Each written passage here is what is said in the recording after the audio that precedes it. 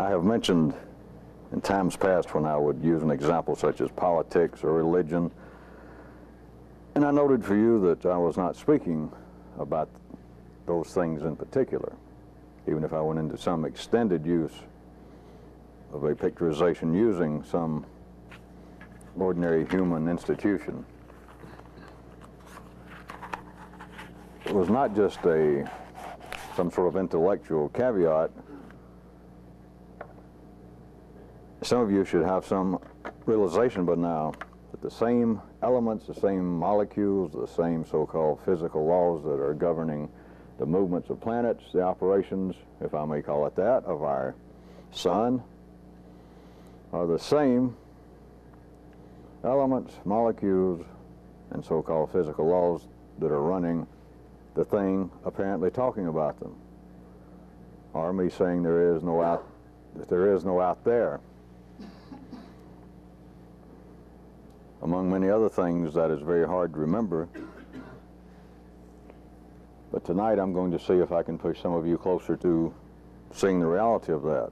And so some of the things that I'm apparently going to talk about, I'm not actually talking about them, unless you can understand that there is no difference talking about them and the same thing that you use to so-called think about them. If I start using as an example, here's the way that in general religion has spoken to man about a certain thing. And if you think, all right, religion, I got it. My own voices give me some example, I have some idea what it is, so it's me thinking about that.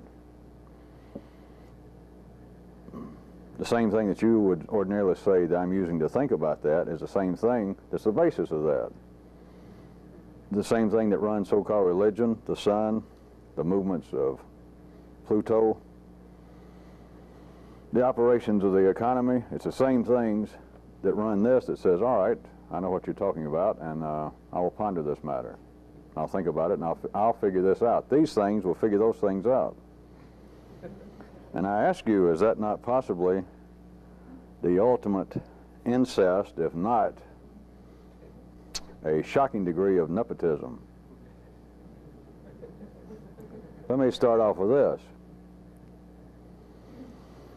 One circuit, using my maps, one circuit cannot understand the basic nexus of anything.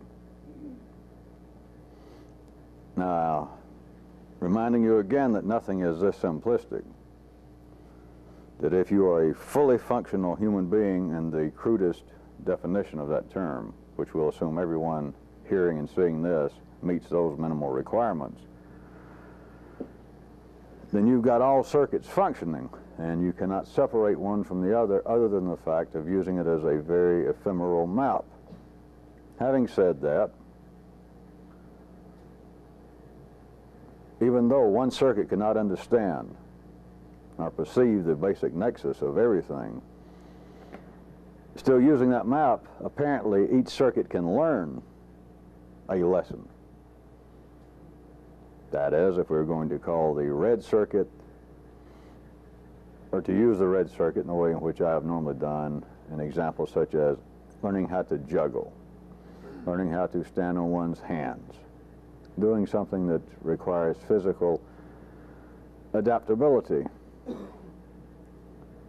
All right, you could say, for the sake of what I'm going to try and push you toward, that one circuit, in this case, the red circuit, in a sense, by itself, can learn how to stand on its hands. That is, it sees somebody else stand on its hands. Then it starts doing it. And assuming that you have the basic ability to finally do it, you keep on and on and on. If you don't break your back, you'll learn how to stand on your hands. And so you could say that one circuit has learned that almost on its own. But it is always on a binary basis. That is, I'm either doing this right or I'm not doing it right. The object is to get in this position on my hands, and the red circuit keeps doing it. And every time it falls over, the red circuit, if it could talk, would say, that's not the way to do it. And so it keeps on until one gets up on one's hands and stays there in a balanced position. If one were attempting to understand a quadratic equation. One was attempting to do something that apparently was the domain of the yellow circuit insofar as you could isolate it for an example. I'm going to learn how to speak a foreign language. I'm going to do something that requires the yellow circuit. It is still operating on a binary basis. It is either succeeding at its plan or it's not. And the same with the blue circuit if we could isolate them. What you have got to have to understand, to begin to do what the reality of this is, you have got to have a combination of the circuits. And that is what is not normally available. And that is a part of why this seems so strange at times. Humanity, being driven by life for certain reasons, continually attempts, and as far as it can tell, succeeds, part of the master stroke, to, as they would call it, fully understand something, or to understand it through one circuit, such as, all right, I am going to read and study theology. I am going to read every well-known book. If it takes me 2 or 3 years nonstop, I've got the time to do it. I'm going to read every famous religious tome, and I will therefore understand whatever God is, and I'll understand religion, and I'll understand the nature of good and evil, and etc.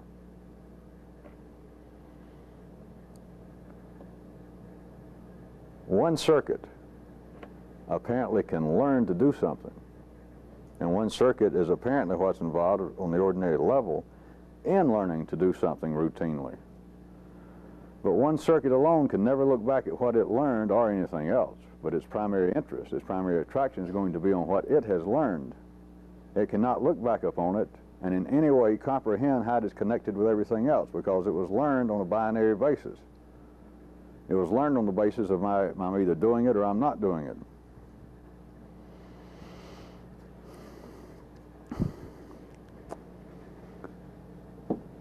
Now, I very often, to say the least, keep referring to the binary operations of the mind. And someone even pointed out in a note recently, something they wrote, that they thought they could almost see that the mind could operate three-dimensionally.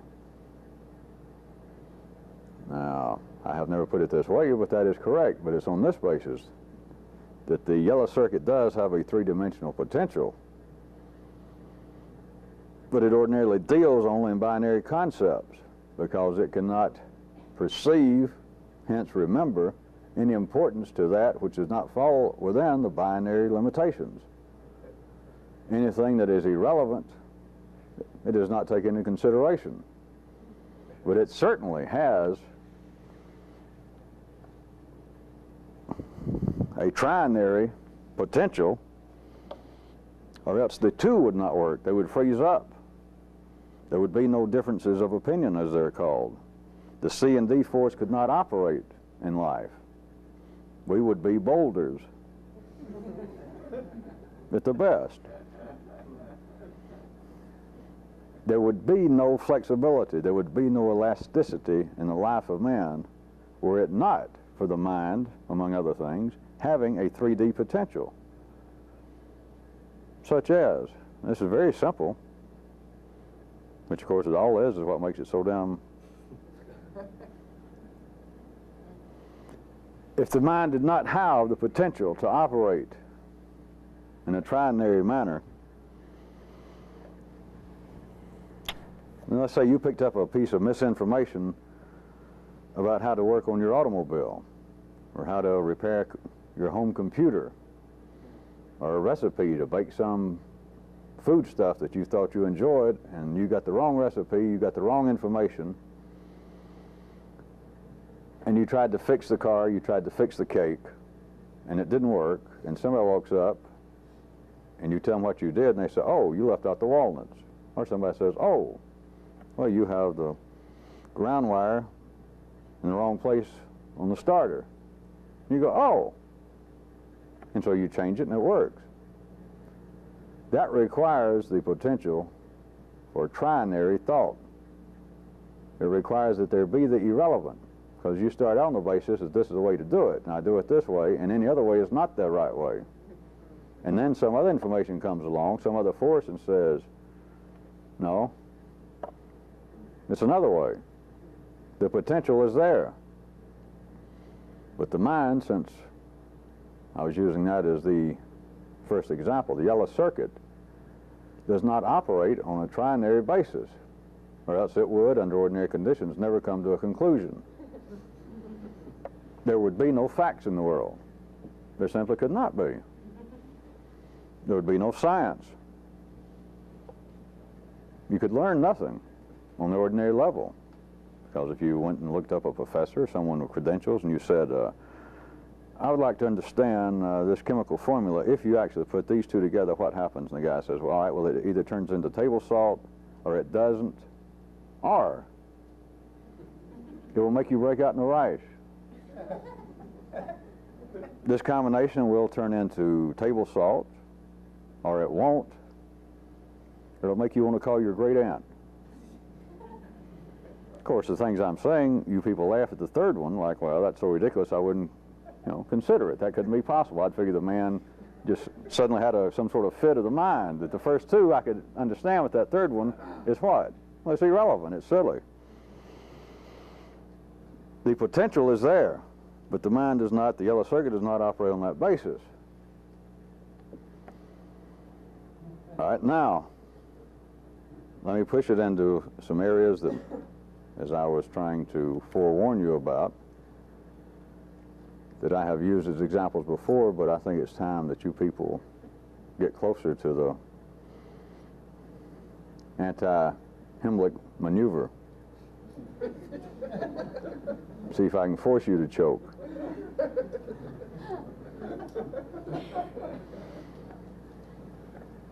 In what seems to be the ordinary world out there, that is elements, molecular activity, that does not seem to be you right now.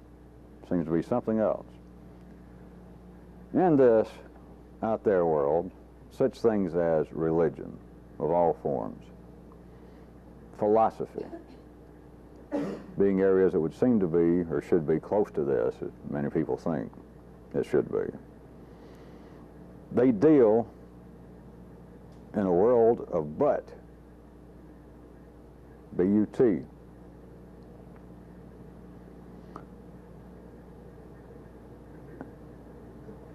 That they all apparently state having to do with their time and place, whatever's appropriate. Last body. Here, at this time, it comes out through humanity, religions, philosophy. In one way, right now, in Pakistan, it comes out another way. Right now, in New Guinea, it comes out another way. 20 years ago, right here, it came out another way. 40 years ago, in Borneo, it came out another way. But according to whatever life needed at that time and that place, these areas that would seem to be connected with this, religions, would be mystical organizations, philosophers. According to their time and place, the needs of life's body, they apparently state the problems. Then they offer, but, and with no analyzation, what this is the expected edge of their map. That is, that the religion will say, blah, blah, blah, blah, blah, about humanity.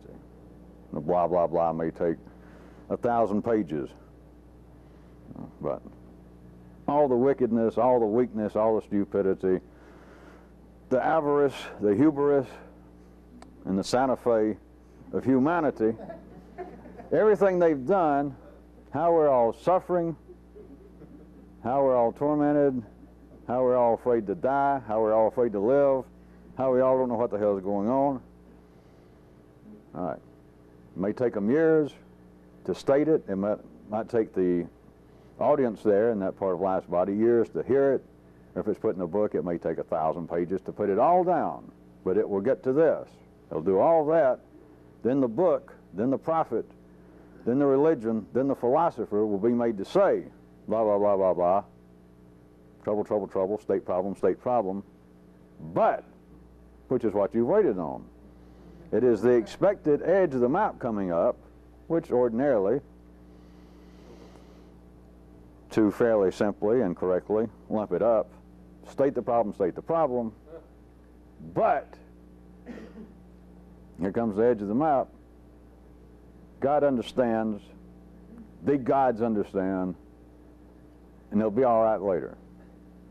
Or problem, state problem, but I've been sent here to help. Trust me, give me everything you got, carry my picture, and be here same time next week, and don't worry. That is the expected edge of all maps. But they're dealing entirely in a world of but. There has to be an ending. There has to be a solution to the statement of the problem. The statement, the conclusion, if you will note, is always a stable binary conclusion. Just because I'm not going to stand here and make up a world of examples, because I've made up almost every example that's pertinent over these last few years. Fill in your own. Just what I said about, but the gods love us, but the gods will straighten it out later, but the God sent me and I'll take care of you. There are numerous other examples. If we were a little less ordinarily spiritual in the example, the philosopher could say, well, we don't understand this, we don't understand this, we don't understand this, we don't understand this, but look at the progress we've made in the last 2,000 years. In other words, but we're getting somewhere. You go, yeah, that's what you expected. You would not go out to hear a philosopher speak if philosophers still got paid to speak, or some so-called wise man. He states, you know, here's all the things we don't know. And he goes into all the things that science doesn't know, religion doesn't seem to know, humanity in general doesn't know, and he says, but I don't know either. Good night. Of course, such things do not happen.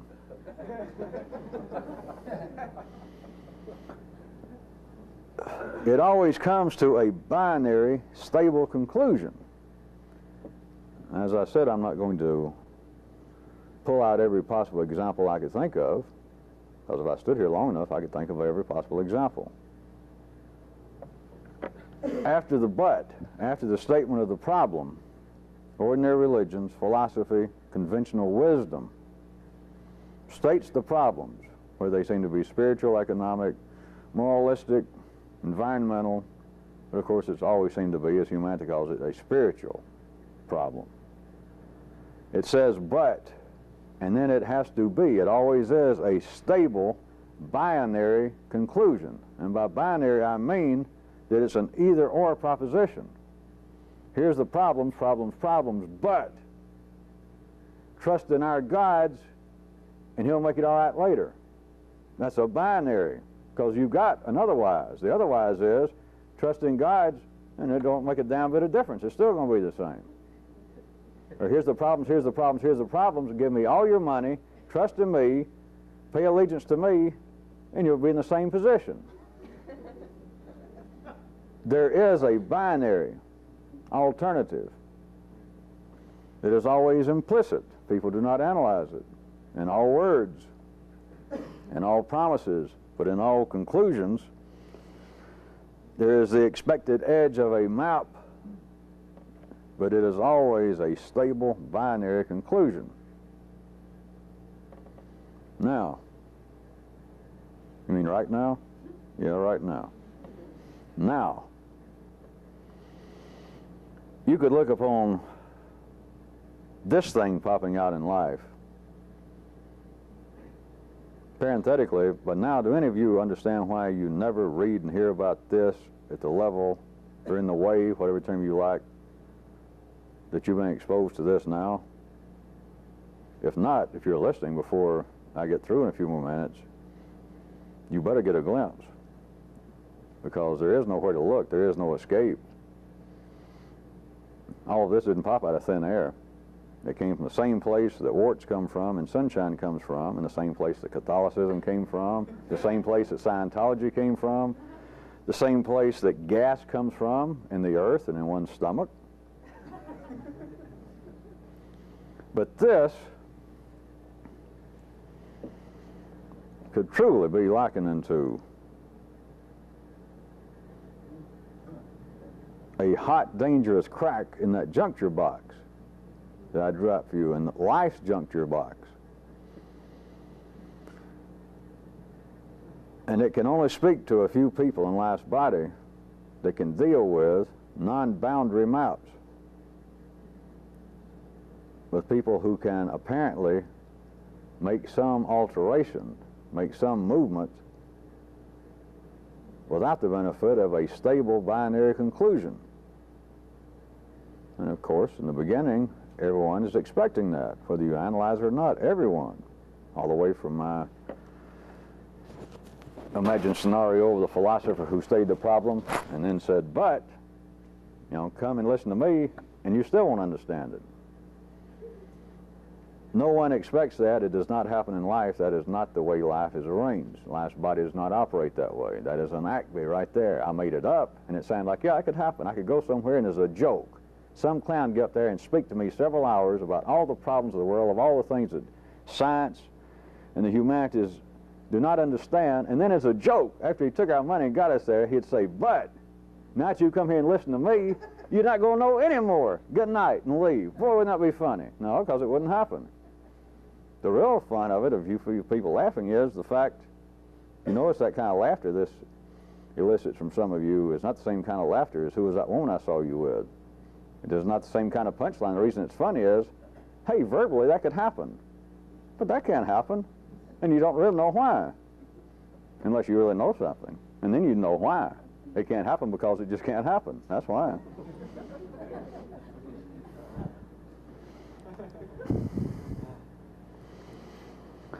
The ordinary maps of humanity, the religions, the philosophies, all the various forms, things that appear to be this, things that you imagined were this, things you imagined that were behind this when you first met me, things that you imagined I was connected to, things that you imagined gave rise to this. All forms of ordinary maps are useful only if they are boundary dynamic. And what this is antipodal to all such maps. If there is, which there is, but it's in another dimension, an absolute opposite extreme. It just sounds like it's true in words, but if there were, this would be that compared to those other things, because it is not boundary dynamic. You hope it is, or you expect it is when you start. And for a reasonable length of time, some of you people getting this at later dates will not necessarily recognize the validity of it, but for a reasonable length of time, in a sense, I played along with it. I made up terms, and I presented maps, and I would talk about one apparent subject over a period of weeks and then months, that apparently you were studying something specifically. There's something I'm going to really learn this, and I'll know as much about it finally as you do. I'm really going to apply myself, and then we'll move on to a greater area. Well, if you understand as much as I do, you forget about it. Once you understand it, it's like it just goes away. It explodes. It blows up. It's like chewing gum until it's lost all possible nutrition, all flavor. You just, or swallow it. You just forget about it. You don't know whether you swallowed it, spit it out, you laid it somewhere, and you forgot about it.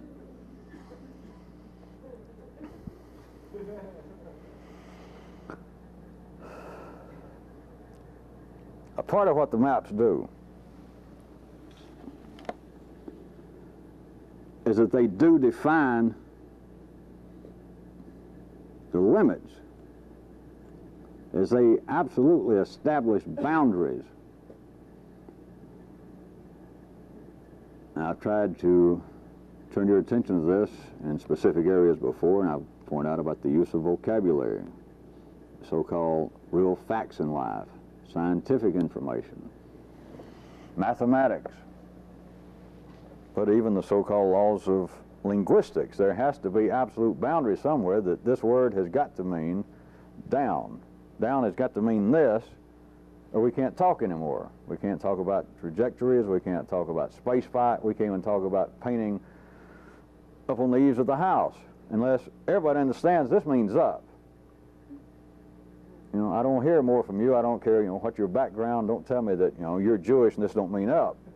You know, don't tell me that your parents used to be Irish and, you know, up is this. We're in bad trouble. Up is this. But when it gets beyond those areas is what I was trying to point you toward tonight, and what seems to be forms of this, what would seem to be the real purpose you thought of religions, are to firmly define the limits, the boundaries of man's position, that is, the problems, as they would normally be put, and then what amounts to the far wall possibility. That's what comes after the but, is that the religions, the apparent philosophies, define and limit, draw out the boundaries of man's problem at that time and place, apropos to those people, apropos to that time, which is all the needs of life's body right there. Then it hits but, and then it's like we are all in a closed room, but the map is limited to one far wall. There is God understands it all, and he'll take care of you. There is me being a great prophet from the gods. I will take care of you.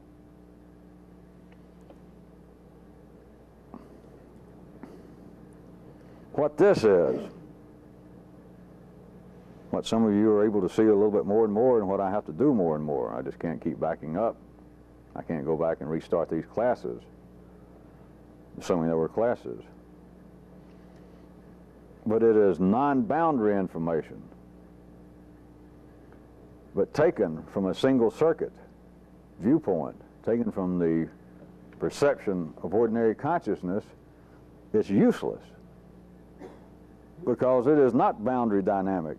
There is no edge to the map. Every time you think we got to an edge, if you've been following this, if you're not just here for social, every time apparently you're getting to an edge, you either forget about it, as you begin to understand it, that you understand, all right, I walked all the way, if I may wax,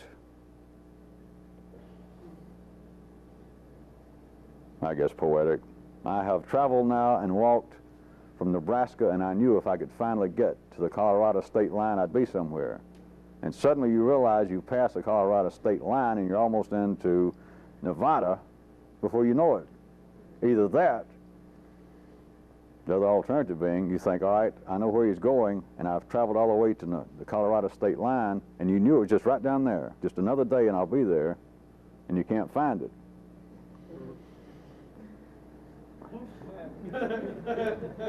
The information at the ordinary level is important as it seems to many of you now, that you'd pack up and follow me somewhere if I said we're going to move, change meeting nights, do almost anything. But to ordinary consciousness, the further I take this, and some of you are already past the point as you need to look back, this information is almost useless because the expected edge of the map is always somewhere else. There is no binary, stable conclusion to it.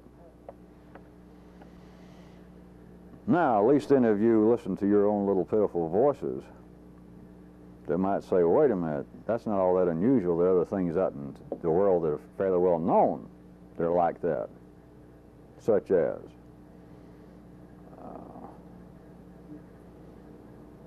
there's a certain form of psychological thought.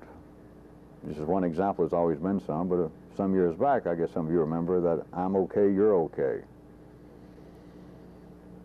You know, that, hey, I have these urges that I want to dress up like a pumpkin and mate with a stork. And the author of the book, and it got to be more than just one book phenomenon, says, hey, I can dig it. You need your own space. We're all coming from different places. That's not going to hurt anybody, I don't guess. Hey, it's okay. But you could have voices that would say, all right, that's non-judgmental. Or that is some kind of open-end philosophy or school of thought, and it's not. To say, hey, it's okay, that's a binary stable conclusion. And this is not a matter that, hey, shame on you for doing that, or, hey, that's great.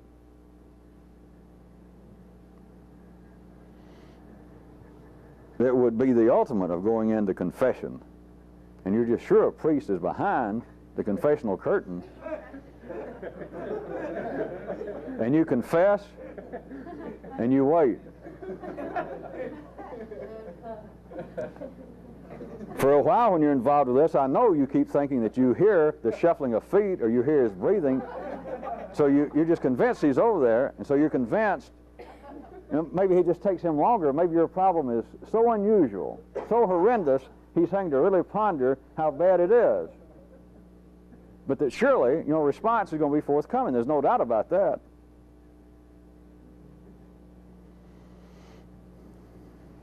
That is a form of a non-boundary map, to use a crude analogy. Back in the 50s and into some of the 60s, I guess, as I've mentioned to some of you not young enough, there was what was called the Beat Generation, with all their poets and writers and etc., that they tried to trace as being an offshoot of Zen, so-called Zen. It's a similar concept, and a part of life's body, that is a part of the population in this part of the world, that seemed to be based upon a non-judgmental attitude. But a non-judgmental attitude is still a judgmental attitude, because it has a stable binary conclusion. If it says, hey, whatever you do is fine, it has its opposite. That is an edge to a map. Whether you agree with that, whether you disagree, you're an edge of a map. That's the edge of your map. Is, all right, I've heard that philosophy that everything's okay. I don't believe that. You got two edges. Or you say, hey, I agree with that. I like that. You got two edges. You got what is expected. This, if properly conceived of, if properly experienced, has no edge to it. But I'm trying to lead some of you down a rosy path tonight.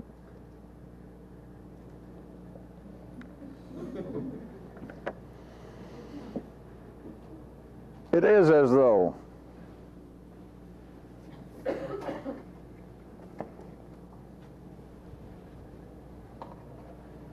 everything that life's body normally puts out. And when I've referred to would-be systems, would-be versions of this, I remind you again, or you people who are just hearing this is not an editorial comment that, hey, this is the only thing going on of any value in the world. This is going on a different level that you have ever experienced. It is going on a level in our part of the world, which is the antipodal of the derriere guard, to say the least. It is going on a level, sans edges, that is non-parallel. There are things going on, all the various swamis, the prophets, etc. There are things going on that life needs. But all the way from the great historic organized religions to whoever the latest swami is, trying to renegotiate the terms of a Gurdjieff or a recently departed Sufi teacher or some Hindu master, they all are offering, they have no choice. They're offering the promise of the far wall, that there's an end to this, here's the problem, but here was our great teacher's solution to it. Trust in God, fast, meditate, read the books. Trust me. They all offer a stable equation. But let me point out a variation of my old equation of I plus not I. I should be able to expand it for some of you people. This would be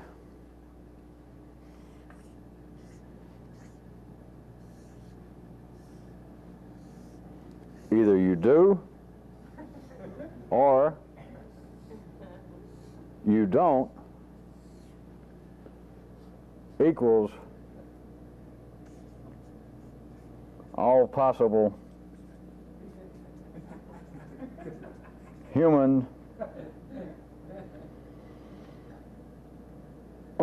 humans and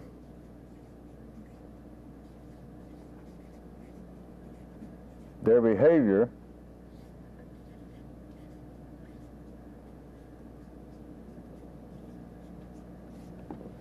which, after all, is the same thing.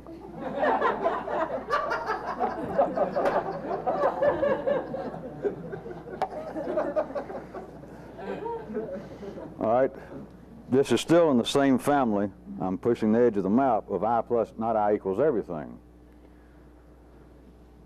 This is an expanded up the pot limit of I plus not I equals everything. It's either you do or it's one or the other. You don't equals all possible human personalities, all possible human wiring systems, and their appropriate behavior.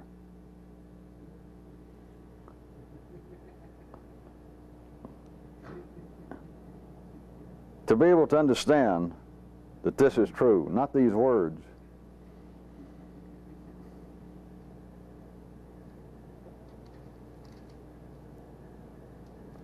the best description verbally I've ever come up with, and I've never used it because I started to call this kind of system, years and years ago. I say I started to, there was no chance I would, but once I realized there was no name for it, I thought, why not give it a real name? And it would be swallow your own head.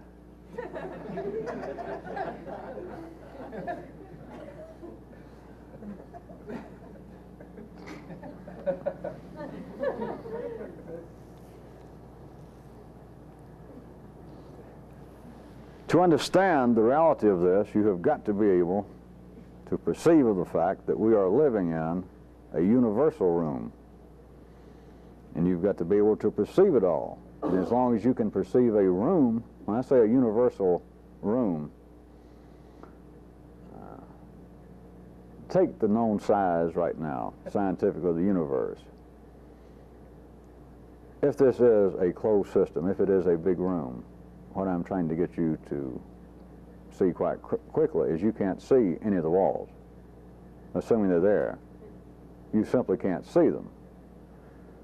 But all stable equations, all explanations of life, all attempted forms of religion, all the lesser forms of this that make sense and are useful to a large number of people, show you what appears to be the far wall. That's what comes after but. That's what comes after, all right, our forefathers sinned against God, and he said, you fuckers are going to get it now. And we're getting it now, aren't we? You go, yeah. He says, it's terrible, but. And then he points to what appears to be the far wall. One far wall of the room in which we're trapped. But a stable equation can apparently identify the far wall. And for all of humanity's purposes, speaking in general, except for a few exceptions, people find it tolerable. Life finds it useful on a large scale, regardless of the fact that you got voices. You and all Catholics and Jews and Muslims and everybody in the world says, I like going to church. I feel better now I'm back, with my congregation. I don't particularly believe it all. I don't like the way the minister preaches. I don't like some of the rabbis' comments on political affairs. But by and large, this is the only system I got. Or somebody finds a book written by some dead Hindu. Well, I wish I'd met him. Some of this I don't understand. I guess you'd have to have been there personally. But by and large, this book has changed my life. What it has done is apparently, to the person involved, which is all that matters, because apparently is reality to them, it has identified a far wall. Of course, to all ordinary individuals, it's the far wall. It's what comes after but. And the detailing of man's problems. It is the edge of the map. It is what everyone is expecting. That yes, we're in terrible shape and we're about to kill ourselves. If we don't kill ourselves and blow up this planet this week, it's just a matter of another 10 years. But those that follow this system, those that believe in our God, will survive it. They will live after death. The gods will come down and take them away. That's the far wall. It all seems to be insane while we're here, but you persevere. You stay being a good Muslim or a good Jew, a good Presbyterian, and someday it will all be explained. That's the far wall. It is a stable equation. That here's the problems, but you add on our system, you add on what I'm saying, and it equals a stable conclusion. It equals the identification of a far wall.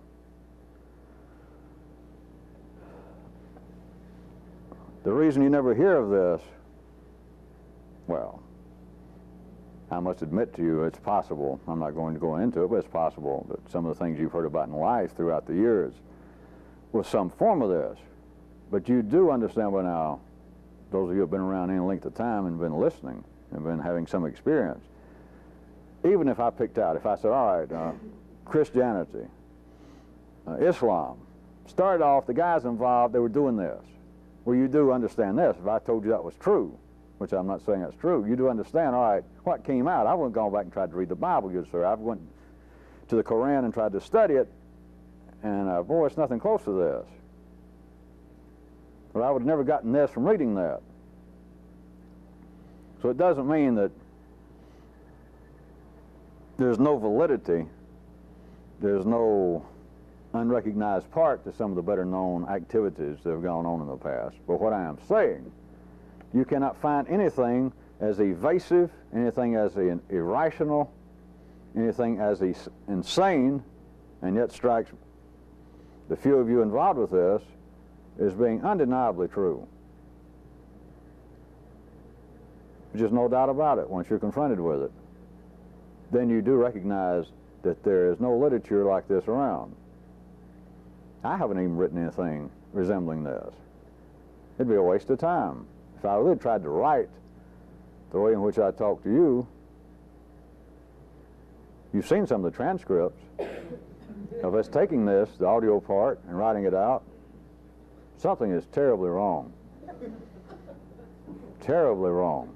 Something is amiss. You were sitting here, you people, and heard it, and I remember that night. I remember that something struck me when you were talking about so-and-so, and I really saw something. I go back and read it now, and just linguistically, it just hardly makes any sense whatsoever, and yet I know what you were talking about. I know from my own experience. And I know that the way it came out, and we'll assume you go back and check the tape, yeah, that's what I said, and there it is in black and white, and that just doesn't make any sense. That will not take you anywhere. That comes to no conclusion.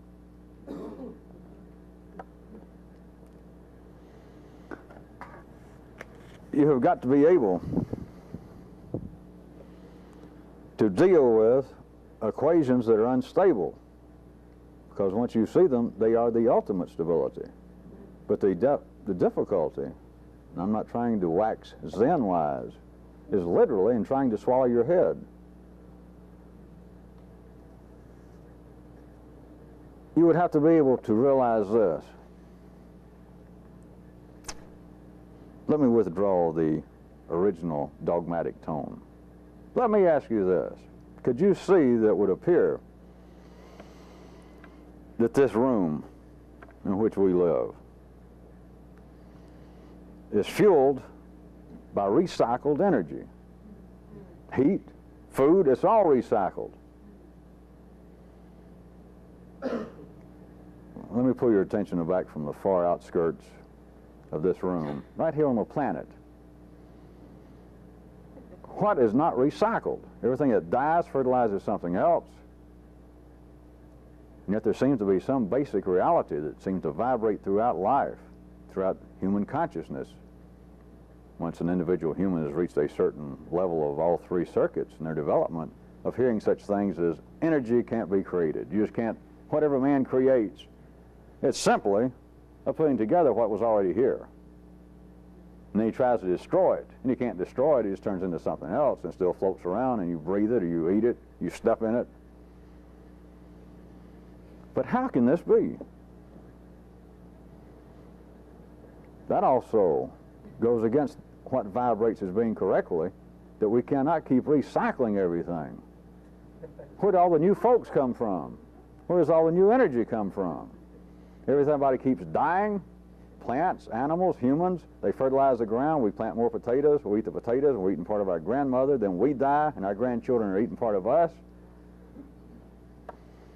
It could also appear, for all this, I'm saying it could also appear, that you could look upon, you remember when I used to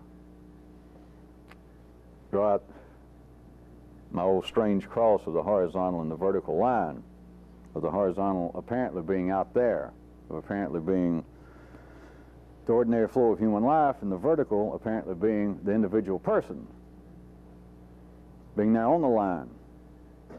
All right, can you see that apparently, from a certain view that I'm presenting to you, that you could look on the horizontal world as being a world of recycled genetics, and you could look on the vertical world as being what is ordinarily referred to as the environment. Semicolon, or comma, if you want to be. Semicolon. Then could you look upon the horizontal world, what appears to be out there, as being like furrows of genes, furrows for genes. And the vertical world as being like the food from the sun, because to expand the room just from our planet, I'm not going to take it any further verbally, but you've got to expand it from our planet to even answer my first question of how is it that apparently this whole planet, this part of where we are in the big room, is running off recycled energy. And of course it is not truly running on recycled energy, because there's an input coming from outside our portion, that is outside the planet. Our planet is the sun. But can you see any connection between what I was asking you, could you see, of the horizontal world, what apparently is ordinary mechanical life on this planet, as being a kind of furrows that have been planted with genes, and then the vertical world being sunshine, being the one, at least on this level, input of external energy, fuel, information.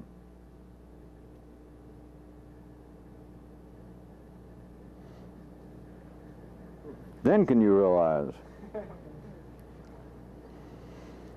that to do this, you've got to be able to somehow give you a choice. Either pull down or produce your own pristine sunshine.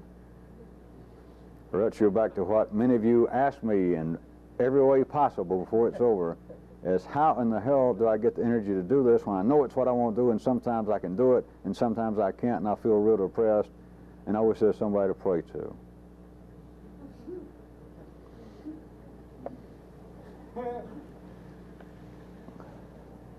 Are you going to pray to the furrows? Are you going to pray to the horizontal world? Or are you perchance going to pray to the vertical world? Which is, if you will notice, it just works out that humanity has believed that they're always looking for salvation. And they're always, from our view, always look up. Where they're on this planet, when they look up, what do they see?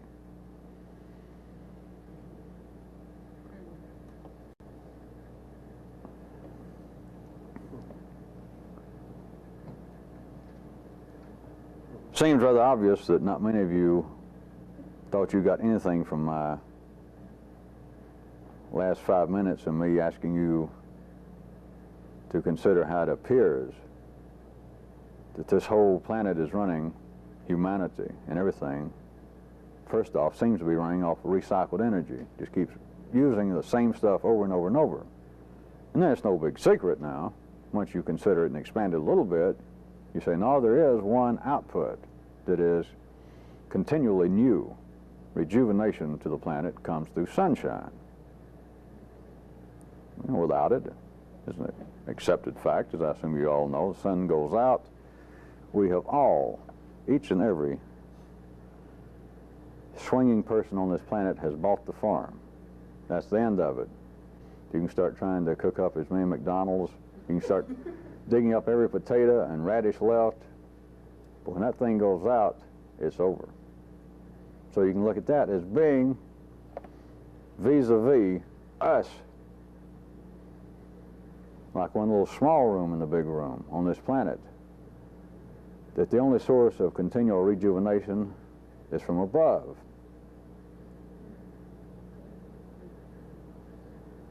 But then looked at from another way, you should be able to see what I'm not going to try and rub it in any further. I'm just going to repeat it one more time, that you could look upon what seems to be the horizontal world as being the genetic world. Back to this old question about the old binary concept that obviously there must be genetic powers at work and then environmental. If that were true, can you see that what appears to be out there vis-a-vis you would be like the genetic world? And then the vertical world would apparently be what people are calling the environment. And in some way the environment is feeding the genetics and recycling them over and over and over and then changing them. It's not far removed. It's off in another direction, but it is not completely removed from the ordinary conception of survival of the fittest. Except I am trying to point you somewhere else, way beyond the world of binary evolutionary concepts, because there is something else involved, the swallowing of one's head.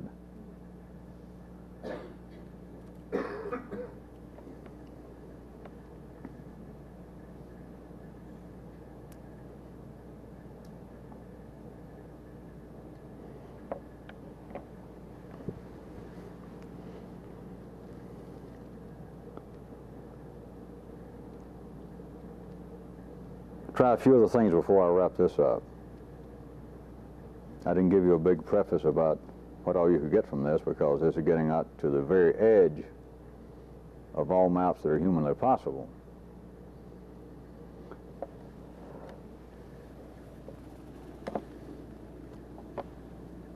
Consciousness, listening to me, doing whatever you might think would be the zenith of attempted individual spiritual, intellectual efforts, all involves a separation, all involves a believing that you can perceive the far wall, that there is a difference between in here and out there. Such things as this. But isn't it wonderful in a way, an ordinary person might say? The strides that pharmaceutical medicine has made, the many so-called emotional, mental disorders, disturbances that have plagued humanity as far back as we can read recorded history, and now we have little pills that apparently will make people feel better, that do not seem to have a devastatingly addictive effect, do not have side effects that are completely unreasonable. That consciousness still believes that there are people and then there's out there. It believes that there are people here and then people over here, and they are in some way separate. There are people over here and I'm male, I'm green, and over here are people and they're female and they're yellow. There are people over here who are rich, there are people over here with me and I'm poor, I'm tall, they're fat. All of those are crude examples. It is still the consciousness that there is a difference, that I am in some way separate from all of this. But what consciousness cannot ask itself, without swallowing its own head, what it cannot even perceive, is that there is no way out of this body, there is no way out of this room, and life is continually rearranging itself, not curing itself, because there is no one to tell us. I'm not here to tell you what life would be at its ultimate. There is no one to prescribe it. Life itself could not describe it. But here's what happens, that consciousness cannot see. And some of you, as soon as I describe this, some of you are going to go, oh, and some of you won't even bother to do that. You'll just think, well, hell, you just said that. You just changed the wording of it. But what consciousness cannot conceive of is this fact, that within life's body, within this great universal room, I'm going to use ordinary terms now, nothing unusual, but consciousness cannot perceive this. That somewhere in life's body enough people get, as they're called, depressed. Suffer depression. They've been suffering it 8,000, 9,000 years that we know of. Described quite beautifully that long ago.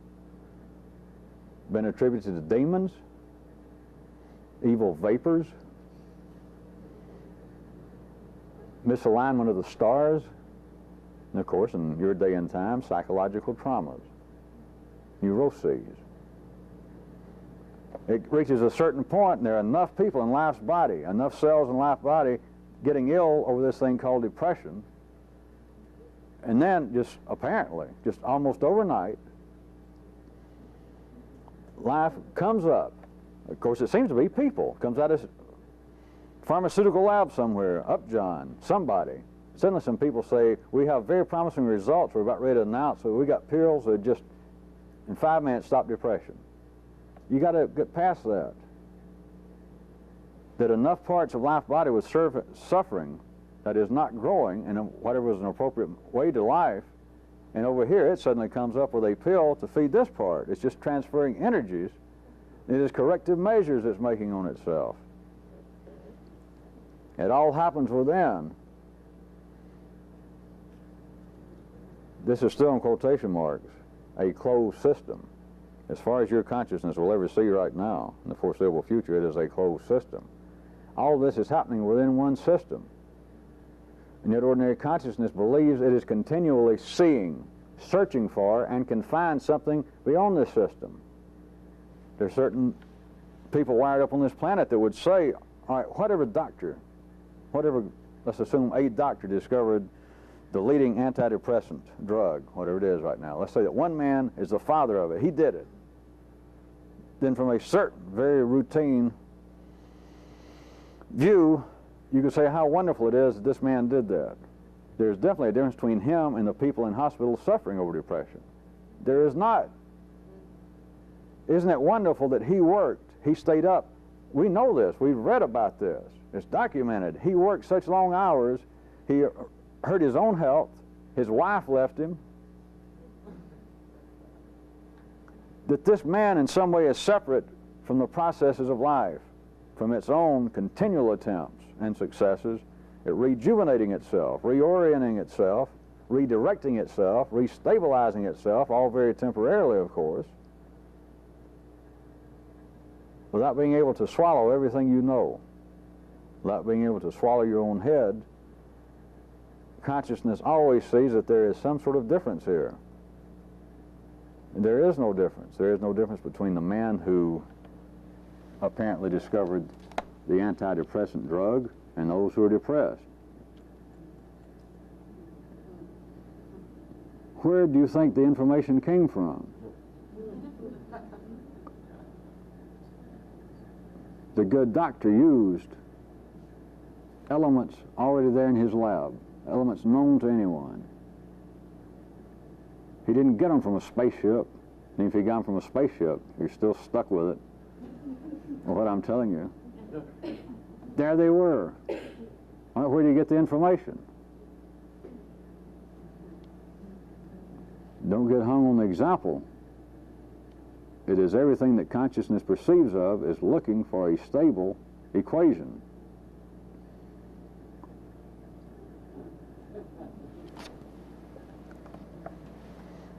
The only equation that's of any value is such as that. An equation that properly understood has no edge. A map with no edge, an equation with no stable conclusion.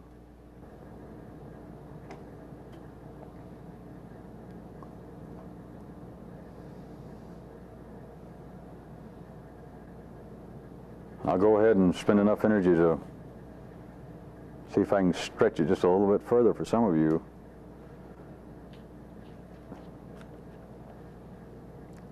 I have made glancing blows at this verbally in the past of saying, all right, the only message, if there was some great esoteric secret message, and someone who understood it as well as I do, their only message would be complete silence. In times past, I'd always get some sort of chuckle from many of you, or, huh. But if you just took that at the verbal level, I'm sure there's got to be some Swami somewhere. Somebody has said that who doesn't understand it fully. I'm sure somebody said that. I mean, it's too close to some of the translations of so-called Zen literature. I'm sure somebody said that somewhere. But someone who didn't understand it, who said that, you understand that would be a stable conclusion.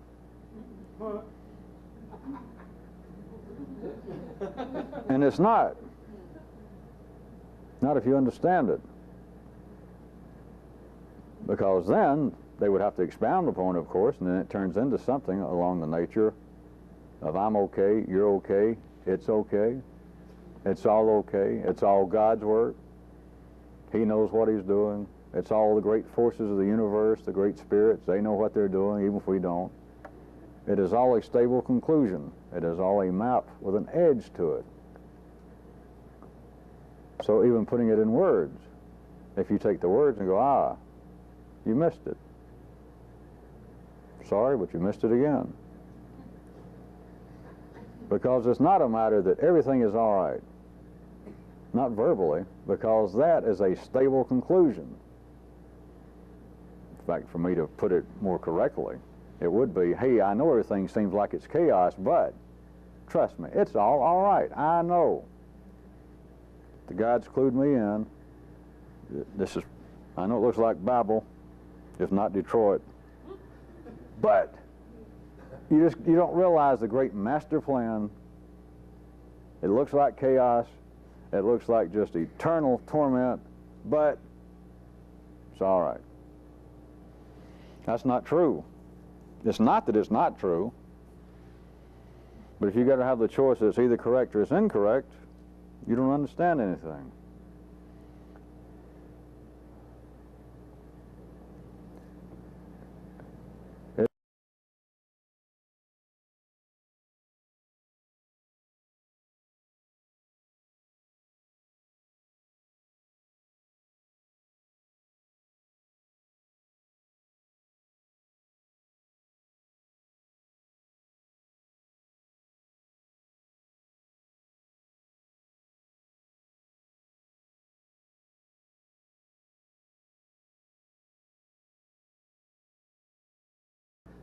But you don't realize the great master plan. It looks like chaos.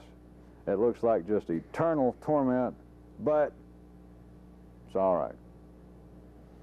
That's not true. It's not that it's not true, but if you got to have the choice that it's either correct or it's incorrect, you don't understand anything.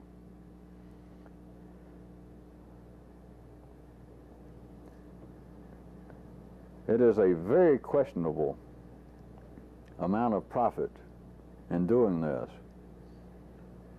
That's why I earlier referred to it. I don't have a great poetic description in mind. I can keep plucking them out of the air and out of my own little wiring from wherever I get it at times. But I describe it as being a hot, dangerous place in life's own juncture box. But as far as this, what I understand, and what enough of you have pieces of that put together, you almost make somebody. You've got to have some realization that life, at the particular time this goes on, from all views, has almost this kind of practical use for this. It's almost beyond any practical value, not to you individually, not to the few of you, but insofar as trying to go out in public and in some way say, look, I got the map of all maps. I got a map. I've got a religion. I've got a philosophy. I've got a teaching, anything you want to call it. I've got a teaching that will swallow all teachings. I've got the map that outdates. It encompasses, and then some, every other map. And everybody says, hey. But then they realize that the map you're offering has no boundaries to it. That is not a useful map, no matter what you call it.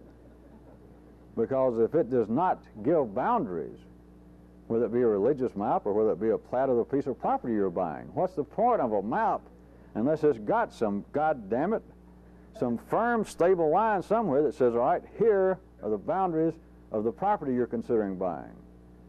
Here are the boundaries of downtown Denver. You're not going to find anything unless they're boundaries. You can't even call it a map. What's the purpose in it? If you've got no boundaries, if nothing is subject to boundaries, you're an idiot to call it a map. This was a farce. You entice me here to listen to this, and you present a map with no boundaries.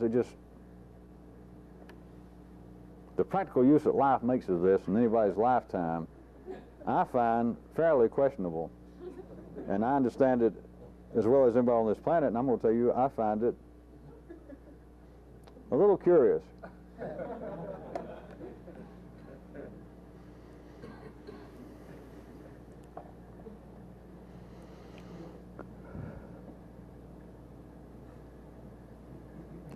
Some of you, if I did not waste this evening again, which at least you're not getting a virgin,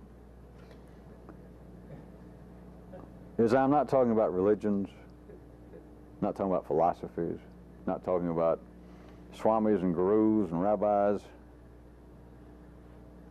because the molecules that make them, the molecules, the chemical and electrical processes that life uses to drive the Pope, Baby Doc, Mick Jagger, the Catholic Church, the Republican Party, are the same ones in you that will sit there and listen to these words and believe that they mean something, which of course verbally they've got to mean something. They have defined the limits, the Republicans as opposed to the Democrats. Baby Doc Duvalier compared to the people who overthrew him. Catholics as opposed to Protestants. That there are firm lines. How else could I stand here and talk? How else apparently could you get some kind of information from all this? But note, every time you understand something, and you thought, all right, there's some problem. I had some problem. I was always concerned about my sexuality. I was always concerned about my temper. And since being around you and listening to all this and some of the tasks you've given and some of the things I thought about, the limitations of what I could tolerate with my temper, the kinds of things that drove me crazy when I worried about my own daydreams. I got to admit this, I feel a lot better having met you and being exposed to this. It's expanded. What you mapped as being acceptable, what the voice in you said, all right, this is acceptable daydreams, this is acceptable behavior. Or along here is the plots, this is the kind of highways laid out, that if you're indeed going to teach me some kind of mystical system, it's got to go somewhere along here. And now after all this time you realize, hell, I didn't even know what direction. Forget a road. I wouldn't even know where it closed. Not that your road was wrong. It's that any road is wrong. But through your own experience, anybody's gotten anything out of this, is somewhere there was the perimeters of a locale you looked at as being a problem, a shortcoming, a weakness. And you, and anything that you have understood, has gone past that binary, stable map of where the boundaries were on this so-called problem, this situation.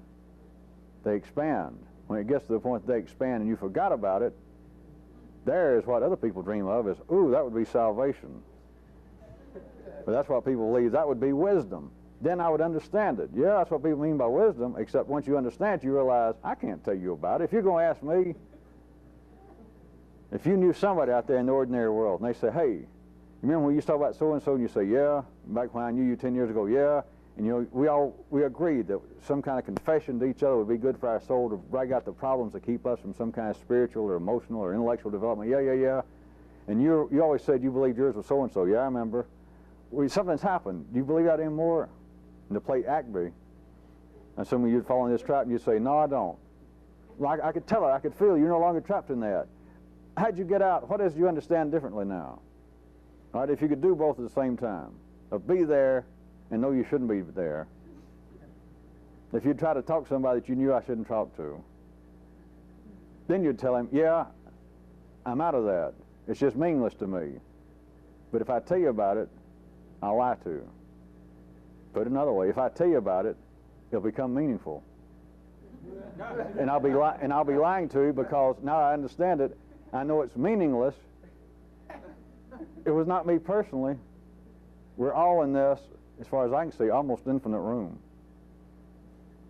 Nothing comes in, nothing goes out. So I'll tell you everything I know, except I can't tell you.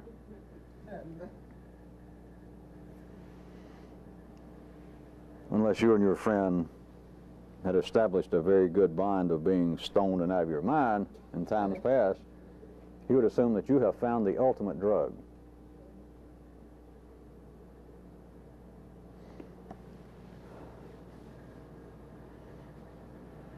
But so-called human consciousness is continually operating on the basis that there is some kind of great separation going on, people discovering a cure for this illness, and it's not true. Humanity in one place becoming more civilized and passing laws against this kind of behavior. Sure, it apparently happened, but that's not what happened. That is not understanding how it's all connected. That is not understanding that everything, looked at from one level, is all recycled. No new information got in here, no new elements, no new chemical reactions. Nothing new has happened. Things have been rearranged. But there are no humans doing something, plucking inventions, new formulas, new equations, new philosophies out of thin air. You're not, I'm not, no one is. It is all recycled. Except that can't be. But nonetheless. And the only map that appears to be useful, when I say appears, I mean that's the way it is. At line level, the horizontal world, the only map of any usefulness is one that has an edge to it, one that presents stable boundaries. It just is. A map without that is not a map. It's a joke. It's just useless. But on the contrary, to understand this, you got to understand that a map with boundaries to you is useless. Any equation that is stable, it's misdirective. It's incorrect. It's correct on its level, perhaps, that 2 and 2 is 4 at that level. And that blessed are the poor on one level. Whereas you sow, so shall you reap on one level. On the level of understanding anything, none of that's true. It's incomplete.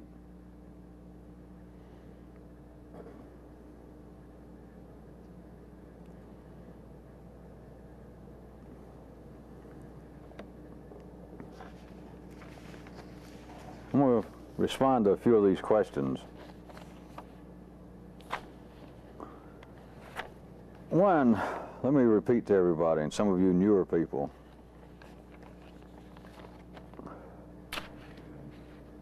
I used to just make it a rule.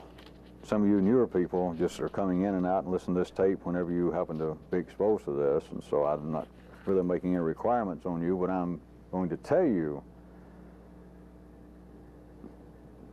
that you're doing very real potential harm to try and talk about this, to try and go away and talk about me, to try and go and tell some of your friends that you've listened to some of these tapes or seen some of these tapes and that you believe that I am in the line of some blank blank school, that this is connected with some blank blank organization, that I must be so-and-so's illegitimate grandson, that you believe that this is blank blank occult system revisited, redone. I can't come out and stop you. I don't have the interest. It's not worthwhile, but I'm telling you that you are hurting yourself by doing that because you have no idea what you're talking about. That continues to pop up. People who are first exposed to this, that even those that apparently are correctly interested in it, it may seem so exciting that you want to go out and talk to people. You even want to talk to yourself. You want to analyze something I've said, to take some term I said, and yeah, hey, all I've done is take some idea that you read about in such and such book 20 years ago. Or conversely, you just found some book that was published in Albania 2 weeks ago, and by God, some of it sounds, one little part in one chapter sounds just like something I'd said, and all they did was change one word. Hey, huh? And you always thought I looked Albanian. However Albanians look. You do yourself potentially real harm. I'm serious, not through some spiritual matter, I'm just telling you do. So don't say I didn't tell you so, if you keep doing it. From last week, or several weeks ago, when I was mentioning about attraction between people, and I was somewhat inferring that on an ordinary level, the ultimate kind of attraction between people, let's just use sexual attraction, would be if all three circuits were involved. And somebody sent me a question last week or so, on the form of it, I don't have it, but the form was, did they understand it correctly to actually say that was true? You know, could I be more specific? All right, if there was an attraction sexually between a man and a woman, let us say, to take the most common attraction, and let us say that all three circuits were involved, as opposed to there being what amounts to, very common, happens to people, what amounts to a one-circuit attraction, if this was true. Remember, it's not true. There can't be a one-circuit anything, because there's not even one circuit by itself. Remember that. If you think any of these maps, just because I made them up, just because I drew them, if you think, well, these maps are sacrosanct, they don't apply. As long as you think there's an edge to it, as long as you think there's a stable edge to this, you're wrong. You done missed it again, Charlie. And that's a fact, Jack. You missed it. But that's just, there is a reality to this, that people that get attracted, the one-night stand is a great example. A few chemicals in your body, a few drinks, and nothing else, you know, happens, and it gets to be closing time at the bar, and you and a woman, you and a man end up, you go to bed and you screw, as best you can recall, maybe you get up. It was like, hey, I'll see you later.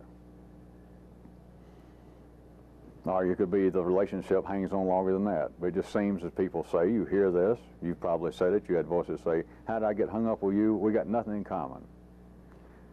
At any rate, there seems to be, as ordinary people have it even poetically, there seems to be stronger attractions romantically between people, and then lesser attractions. And everybody would say, well, I've experienced both. There have been people I've been really attracted to. If I had to gauge it from 1 to 10, I'd say an 8. Now I can remember at least 2 or 3 people I got involved with and lived with, maybe for months.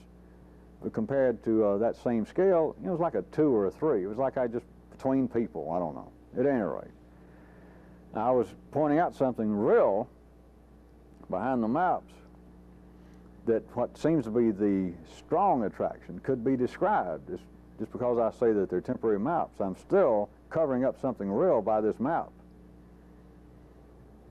to try and get you to see something on your own. It would be what amounts to an attraction between all three circuits, between you and the other person. But it's never going to be, as you might want to call it now, perfect.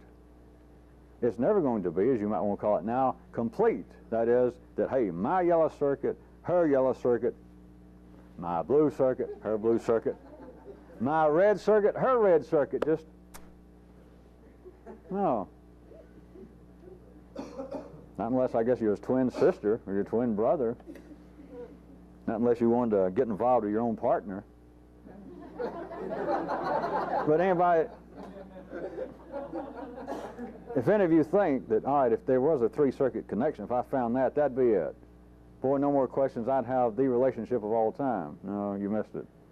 It cannot be a perfect one, as you would call it now. That is, it cannot be this, because you'd be talking about your partner.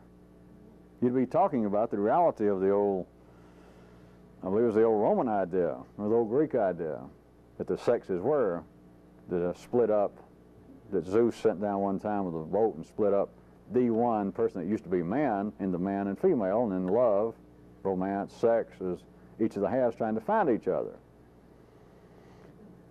That does not happen. But it is a matter that if you have all 3 circuits touching one another, that if there is a tri-circuit attraction between you and another person, you're getting closer to what people say, that life makes people say, I'm looking for. It would be the kind of relationship that you go, yeah, He or she is my best friend. Not only his sex got to be there, but the person is my best friend. Never thought I'd say that, but now a woman is my best friend. Or a woman saying a man's my best friend. But you would be in two areas. I'm not going to try and give you examples because they should be obvious enough to you. That all three circuits in some way would have an attraction. But as far as there being some kind of perfection, as far as there being the final living reality of the old Greek idea that I'm going to find my other perfect half, do not hold your breath.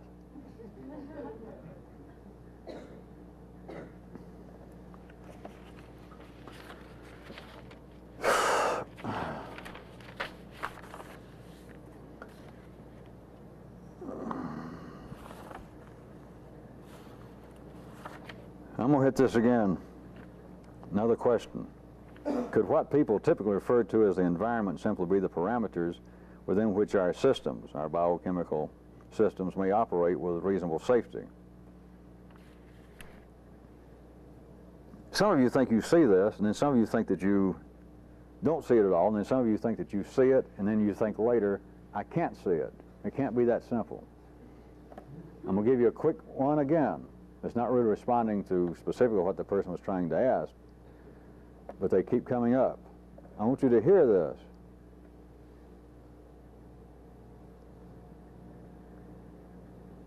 The idea that's in a so-called problem that seems so real, and it's at the heart of many things, it's just a prime example of the limitations of ordinary consciousness. But the idea that, all right, there has got to be two things. There's got to be, this consciousness has it. There's got to be environment, and there's got to be heredity. And environment exists. It's true. All right, a kid is born, a child is born, his parents are of one race, he is born that race. He's the same color they are. He's either male or female. He's going to be somewhere within, genetically, the height, some way that you can almost mathematically take their height, their bone structure, that, yeah, I understand that. He's going to be somewhere within those parameters. But he gets up to be 2 or 3 years old. Anyway, he starts getting old enough to become a little person. And his father begins to mistreat him, begins to whip him in an uncalled for manner, in an abusive manner. His mother begins to drink and ignore him when she's at home. Don't tell me that that does not have an influence on that little tag. But now listen, I'm just going to drop it again for tonight. If it were true that there were an environment, like I was just describing, you have got to see that originally all of this so-called environment was produced non-environmentally. There was no environment to produce the environment.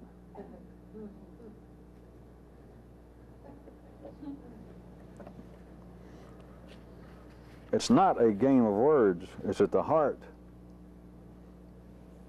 of consciousness continuing to believe that there's a difference between in here and out there.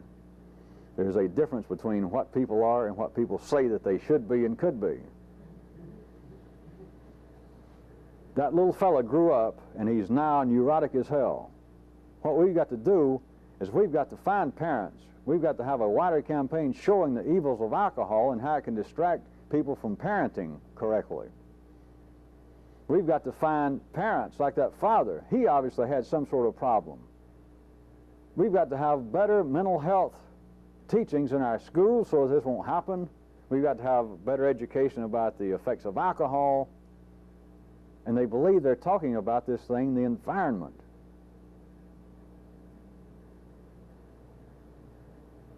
Why did his father drink?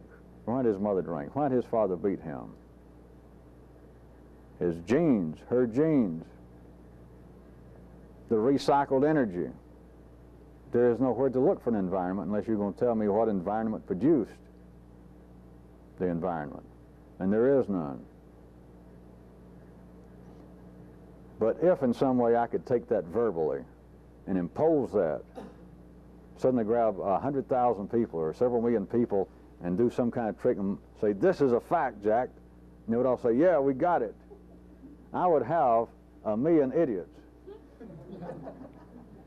Plus life would have a very strong talk to me if I could do that. That would be detrimental to what life is doing.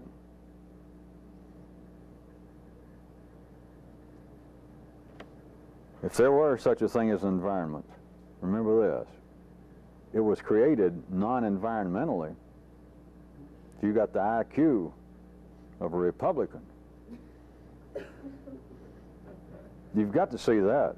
If I'm going to take your words, if you're an ordinary person, we got environmental influences and we got genetic influences, but they are both real. They're two different things. All right, I'm going to use your words.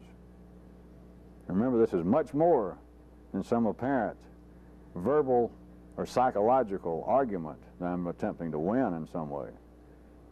It's at the heart of almost everything. If that's true, to use your description, then you've got to come up with what non-environmental source originated the environment. Who set this demon loose called environment that is now out of control, that now must be brought to heel?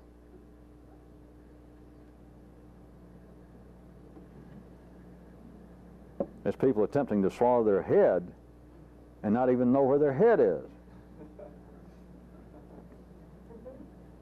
But it is a part of the master stroke. It's more than that, but that's what it is. Because if I can in some way go poof and make large numbers of people accept this verbally, I would have killed them. I would have driven them nuts. We would have then, assuming I could suddenly have 2 million followers to believe this, we'd have 2 million people at least to add to the welfare rolls. Plus, they wouldn't even come get their checks. We'd have to take it to them. And then we'd have to go cash them. Then we'd have to take them their food.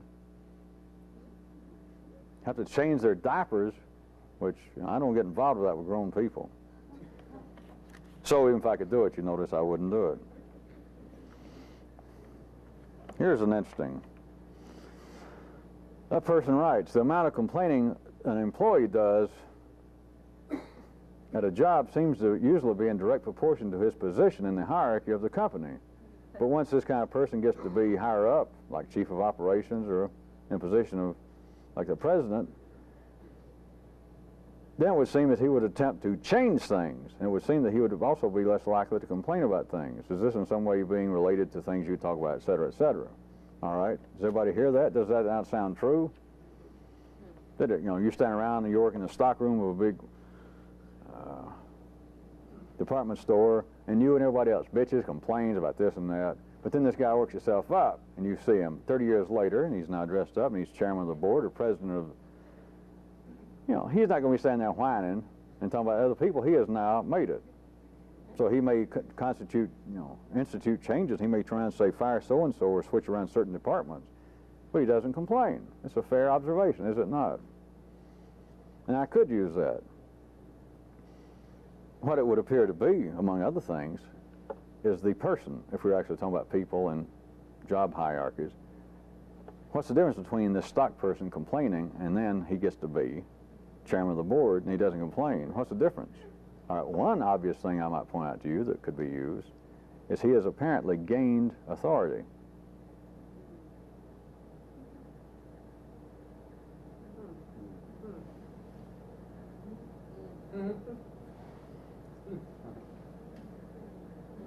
Doesn't seem very obvious to anybody. All right, do you complain about any bad, what are some of the bad habits in the world? Biting one's nails, smoking, drinking, alcohol. All right, let's say that you don't smoke, never smoked. Do you ever complain about the habit of smoking? Now, I don't mean anything as, don't take it as crude as you don't want somebody sitting next to you and blowing cigar smoke in your face. But do you and your partner spend time and effort over the terrible habit of smoking? Or what's going on, how the world is going to actually fall apart, or yours is, over the biting of fingernails and down into the quick, and how your hands always look terrible And yet you look down, you got fine nails and manicure.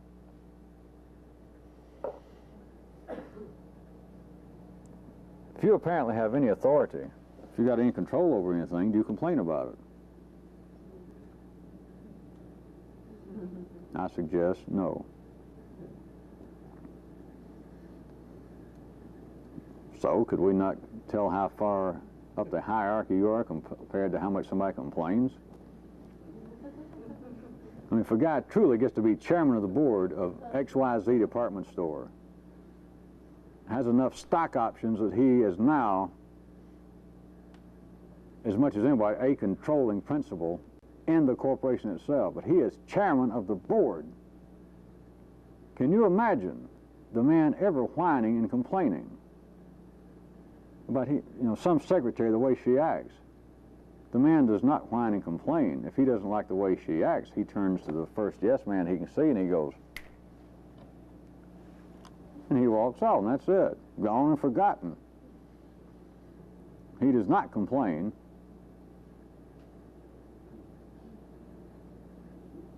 I truly like the observation, and somebody writing to even point that out. So how much do you complain? It's how much authority you've got over the underlings, over the yokels. If that be the case, which it is, that should give some would-be people who'd go to church and other places of that ilk some cause to ponder. I am not necessarily fallen within a den of thieves, but I've fallen within the major leagues of complainers. Who's in charge here? Who has any authority? And then you wait for somebody to point out the far wall. He do. We don't, we can't, but he do. He did.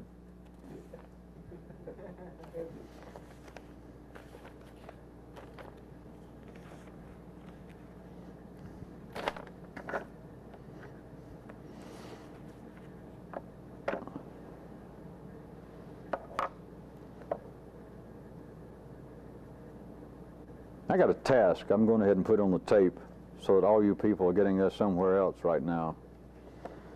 You can join in.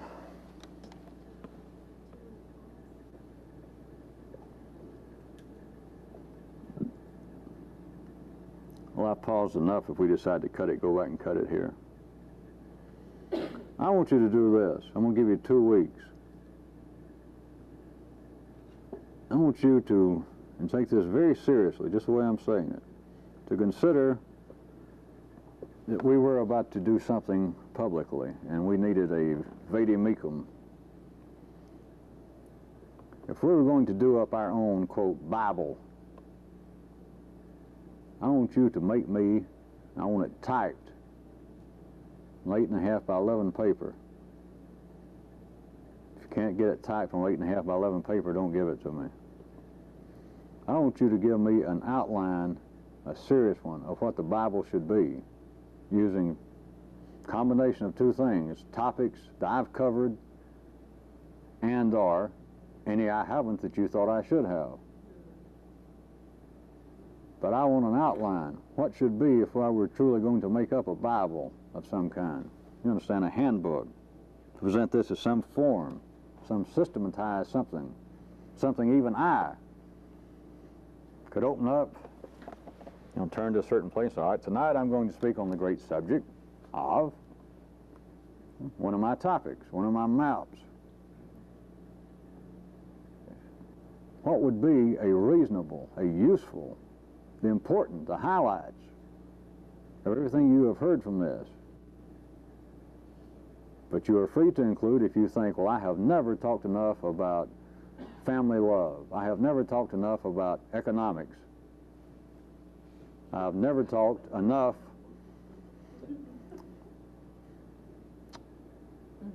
about prunes, which I don't guess you can actually talk enough about prunes, but you can't cover everything.